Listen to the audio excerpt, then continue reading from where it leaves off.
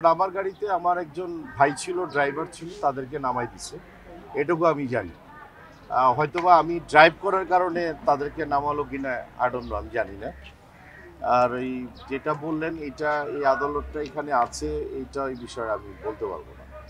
আর এই ধরনের আমার মনে হয় না থাকাই ভালো। কিন্তু বিগত দিনে যে ধরনের পরিস্থিতি হয়েছে হয়তোবা সেটা বাধ্য করেছে। এর আগে তো অনেক বাজে বাজে ঘটনা ঘটেছে। আমি যখন প্রেসিডেন্ট ইলেকশন করেছি তখনই এরকম বাজে ঘটনা ঘটেছে, মৌসুমী সময় ঘটেছে। কারণ ছাড়া কোনো কিছু হয় না, ঠিক না? এই হলো কথা। যারা জিতলো এবং যারা হেরে যাবে, এই ঝামেলা হয়গুলি দেখেই তো আর দাঁড়াচ্ছি না, নির্বাচনে দাঁড়াই।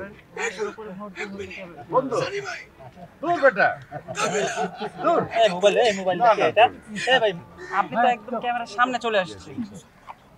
এটা আমি ধরবো কেন? আমার হাতে মোবাইল